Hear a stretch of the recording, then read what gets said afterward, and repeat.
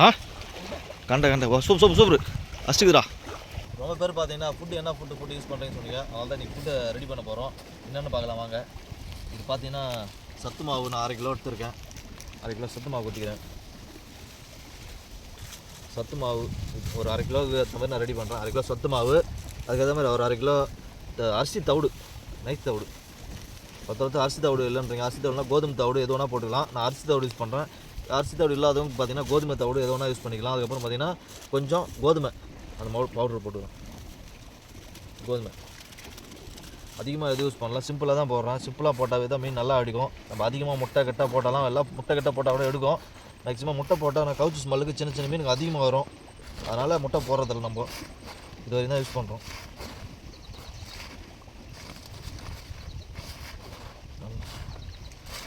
நல்லா மிக்ஸ் பண்ணியாச்சு. இப்போ பார்த்தீங்கன்னா ஏற்கனவே நம்ம யூஸ் பண்ணது ரோஸ் மில்க் எசன்ஸ் இருக்குது.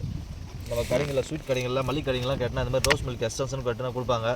இந்த ரோஸ் மில்க் எசன்ஸ் ஏற்கனவே யூஸ் பண்ணிவிட்டு கொஞ்சோண்டு இருக்குது. அதில் ஒன்று கொஞ்சம் ஊற்றிக்கலாம். அது பார்த்தீங்கன்னா அது வாசனைக்காக தான் இது.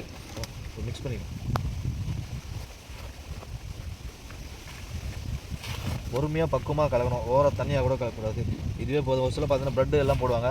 அது அந்த ஏரியாவுக்கு ஏற்ற மாதிரி போடுவாங்க. ஆனால் நம்ம இது மட்டும்தான் பிடிக்கிறது. ஏற்கனவே ஒரு வீடியோ போட்டிருக்கேன், பார்க்காதவங்க போய்ட்டு பாருங்கள். இது 2வது வீடியோவில் கேட்டதுனால போடுறேன். வேறு எதுவும் நம்ம ஆட் பண்ணுறதில்ல.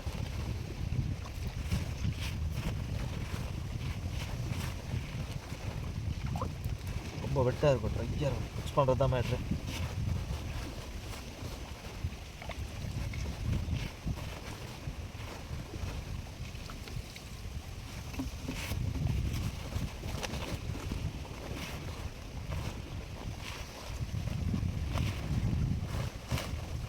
இந்த பதத்துக்கு வரணும். அழகாக பாருங்கள், குதிரை பேர் அழகாக இருக்கும். இந்த பதத்துக்கு வரணும். அப்போ தான் டக்குன்னு கரையும் மீன். அந்த ஸ்மெல்லுக்கு நல்லா வரும். பார்த்தீங்கன்னா இந்த பதத்துக்கு வரணும். ரொம்ப தண்ணியாக இருக்கக்கூடாது. இந்த பதத்துக்கு வரணும். அதுக்கப்புறம் பார்த்தீங்கன்னா லாஸ்ட்டாக ஏலக்காய் உடச்சிக்கல்ல, நல்லா ஏலக்காய் உடச்சிக்கல்ல போட்டு அரைச்சி எடுத்துகிட்டு வந்துக்கிறேன். அதை மிக்ஸ் பண்ணிக்கலாம். ஒன்றும் அந்த வாசனைக்கு ஃபஸ்ட்டே போட்டால் அந்த வாசனை வராது. லாஸ்ட்டாக போட்டால் அந்த வாசனை வரும். அதை போட்டு நல்லா மிக்ஸ் பண்ணவனும் நல்லா மீன் எடுக்கிறதுக்கு அந்த வாசனை நல்லாயிருக்கும். அவ்வளோதான், ஃபுட்டு ரெடி ஆகிடுச்சு. சூப்பர் ஃபுட்டு போட்டிங்கன்னா சூப்பர் ரிசல்ட்டு. பக்காவான பதம், சூப்பரான பதம், லட்டு மாதிரி வரும். இந்த மாதிரி போட்டால் கண்டிப்பாக மீன் எடுக்கும்.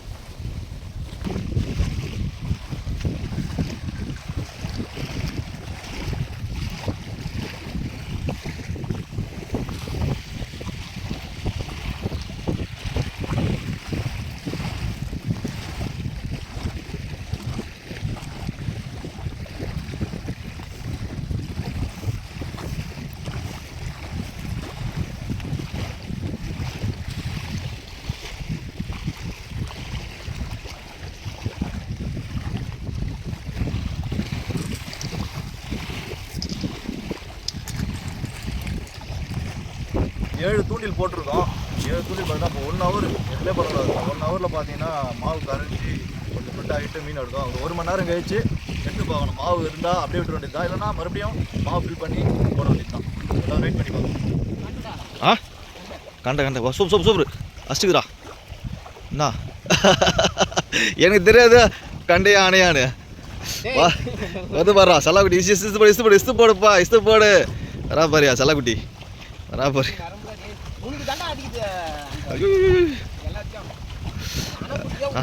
எனக்கு தான் வந்து மாட்டுது போகிறான் பாரு. சைஸுப்பா. ஆனால் கேட்டு கண்டன்னு சொல்லிட்டு கொஞ்சம் சந்தோஷப்பட்டு